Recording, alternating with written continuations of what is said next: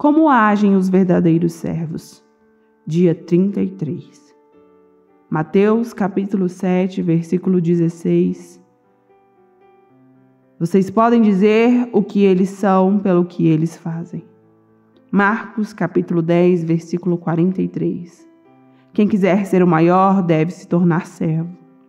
Servimos a Deus ao servir outros. O mundo define grandeza em termos de poder, posses, prestígio e posição. Se há muitas pessoas a servi-lo, então você conseguiu chegar lá. Em nossa cultura egoísta, com a mentalidade do eu primeiro, agir como servo não é uma noção apreciada. Jesus, entretanto, mediu a grandeza em termos de serviço, não de posição social. Deus determina nossa grandeza pela quantidade de pessoas que servimos, não pela quantidade de pessoas que nos servem. Isso é tão contrário à ideia de grandeza do mundo que já é difícil de compreender, quanto mais praticar.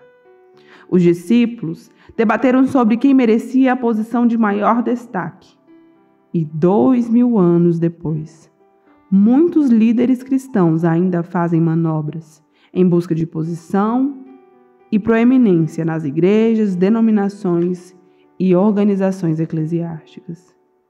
Milhares de livros foram escritos sobre liderança, mas poucos sobre serviço. Todos querem liderar, mas ninguém quer servir. Preferimos ser generais a ser soldados rasos. Até mesmo os cristãos querem ser líderes servos, não apenas simples servos. Ser como Jesus é ser servo. Foi assim que ele chamou a si mesmo. Embora conhecer sua forma seja importante para servir a Deus, ter o coração de servo é ainda mais importante. Lembre-se, Deus o formou para servir, não para ser egoísta. Sem coração de servo, você será tentado a empregar mal a sua forma, usando-a para vantagens pessoais. Você também será tentado a usá-la como desculpa para se eximir de satisfazer algumas necessidades. Deus costuma testar o nosso coração, pedindo a nós que sirvamos em modalidades para as quais não fomos chamados. Se você vir um homem caindo numa vala, Deus espera que você o ajude. Não que diga, não tenho o dom da misericórdia ou da assistência. Embora não seja dotado para uma tarefa particular, você pode ser chamado a realizá-la. Se ninguém com talento em questão estiver por perto. Seu ministério principal deve ser exercido na esfera de sua forma, mas esse ministério secundário lhe será cobrado na hora e no lugar que se fizer necessário. Sua forma revela seu ministério, mas o seu coração de servo revelará a sua maturidade. Não é necessário talento especial para, depois de uma reunião, coletar o lixo ou empilhar cadeiras. Qualquer um pode ser servo. Caráter é a única coisa necessária. É possível servir na igreja a vida inteira, sem jamais ter sido servo. Você deve ter o coração de servo. E como saber se temos o coração de servo? Jesus disse: vocês podem dizer o que eles são, pelo que eles fazem.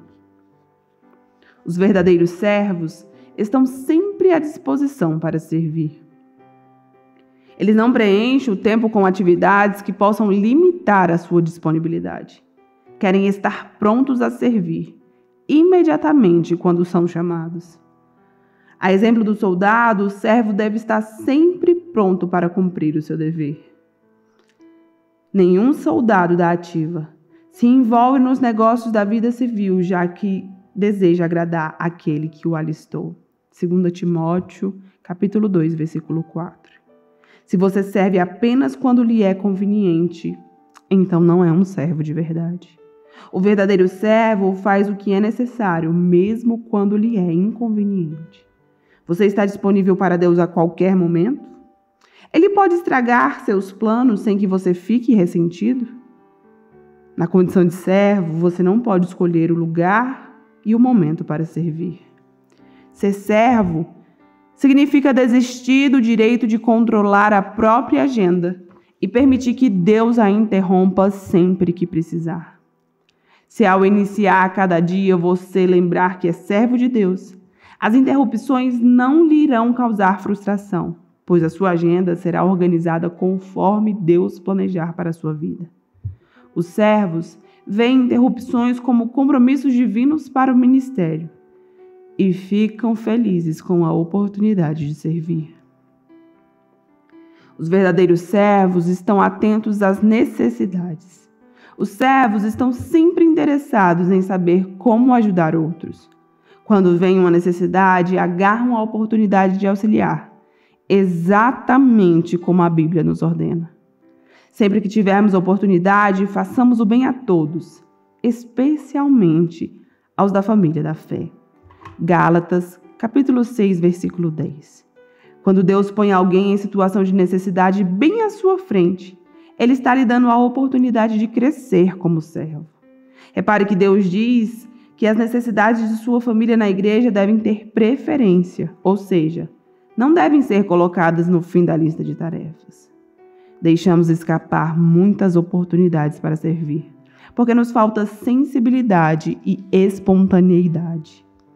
Grandes oportunidades para servir nunca duram muito. Elas passam rapidamente e, às vezes, uma única vez. Você provavelmente terá apenas uma chance de auxiliar aquela pessoa. Então, aproveite a oportunidade. Não diga ao seu vizinho que espere até amanhã, se você pode ajudá-lo hoje. Provérbios, capítulo 3, verso 28. John Wesley foi um extraordinário servo de Deus. Seu lema era: faça todo o bem que puder, por todos os meios que puder, de todas as maneiras que puder, em todos os lugares que puder, a toda hora que puder, a todas as pessoas que puder, enquanto você puder.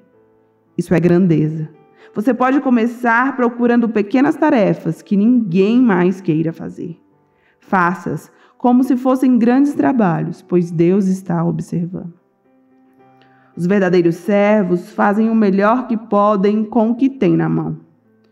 O servo não dá desculpa, não deixa para a última hora, nem espera circunstâncias melhores.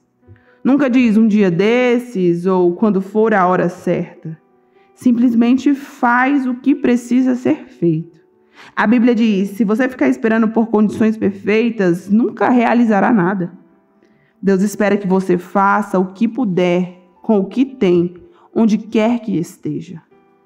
Um serviço imperfeito é sempre melhor que a melhor das intenções.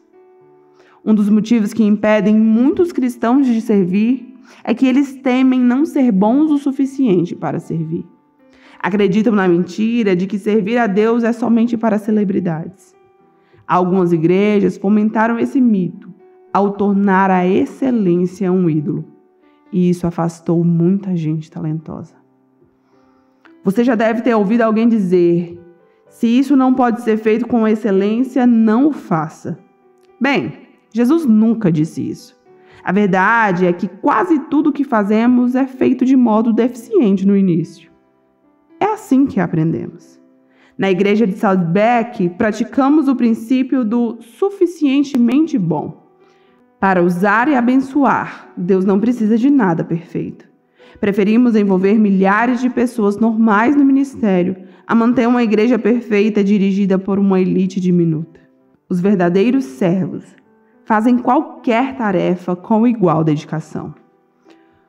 O que quer que façam, os servos devem fazê-lo de todo o coração.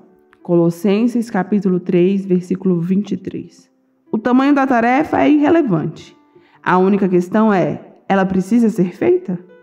Você jamais chegará a um estágio na vida em que será importante demais para ajudar nas tarefas simples e humildes.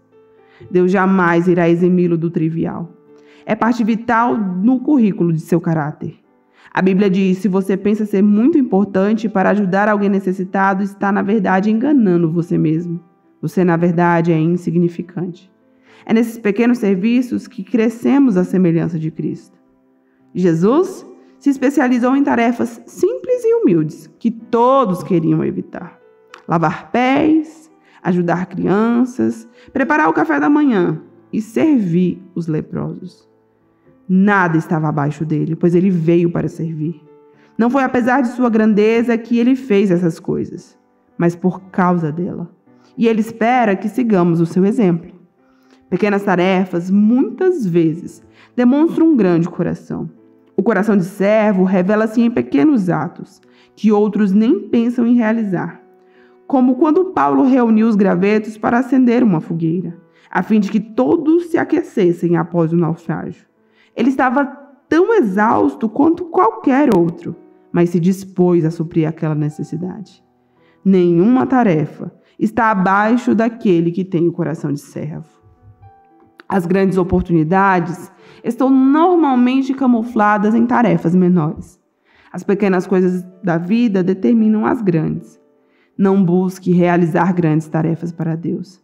Então somente faça as coisas não tão grandes assim, e Deus o designará para algo que Ele queira que você faça. Mas antes de tentar o extraordinário, procure ser útil no trivial. Sempre haverá mais pessoas dispostas a fazer grandes coisas para Deus do que a realizar pequenas tarefas.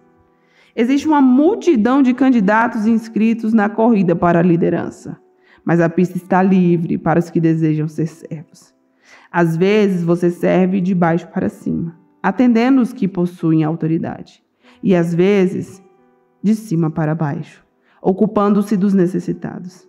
Em ambos os casos, você precisa desenvolver um coração de servo, se estiver disposto a fazer o que for necessário. Os servos são fiéis ao seu ministério. Os servos concluem as tarefas, cumprem as responsabilidades, mantêm as promessas e honram os compromissos. Não deixam o serviço feito pela metade e não desistem quando perdem o incentivo. São confiáveis e dignos. A fidelidade sempre foi uma qualidade rara. A maioria das pessoas não sabe o valor do compromisso. Assumem obrigações de forma casual e então descartam pelas razões mais fúteis, sem nenhuma hesitação, remorso ou arrependimento. Todas as semanas, igrejas e outras organizações são obrigadas a improvisar porque os voluntários não se prepararam, não apareceram nem mesmo ligaram para avisar que não iriam. As pessoas podem contar com você? Há promessas que você precisa manter, votos que precisam cumprir ou compromissos que precisam honrar? Isso é um teste. Deus está testando a sua fidelidade. Passando neste teste, você estará em boa companhia. Abraão, Moisés, Samuel, Davi, Daniel, Timóteo e Paulo foram chamados servos fiéis de Deus. Melhor ainda, Deus prometeu recompensar a fidelidade na eternidade. Imagine como será no dia em que Deus lhe disser: muito bem, empregado bom e fiel. Você foi fiel negociando com pouco dinheiro e por isso vou pôr você para negociar com muito. Venha festejar comigo. Mateus, capítulo 25, verso 23. A propósito, servos fiéis jamais se aposentam. Eles continuam servindo fielmente por toda a vida. Você pode se aposentar de sua carreira, mas nunca se aposentará de servir a Deus. Os verdadeiros servos mantêm a discrição. Servos não se promovem nem chamam atenção para si. Em vez de agir para impressionar e de se vestir para fazer sucesso, prestem serviço uns aos outros com humildade. 1 Pedro, capítulo 5, versículo 5. Se foram reconhecidos por seus serviços, eles humildemente aceitam, mas não admitem que a notoriedade os distraia de seu trabalho. Paulo denuncia um tipo de serviço que aparenta ser espiritual, mas não passa de mera simulação. Um espetáculo, uma estratégia para atrair a atenção. Ele chama isso de estar servindo à vista. Efésios capítulo 6, versículo 6. Servir para que as pessoas fiquem impressionadas com o nosso alto nível de espiritualidade. Esse era o pecado dos fariseus. Eles transformavam o auxílio às pessoas, a generosidade e até mesmo a oração em um espetáculo.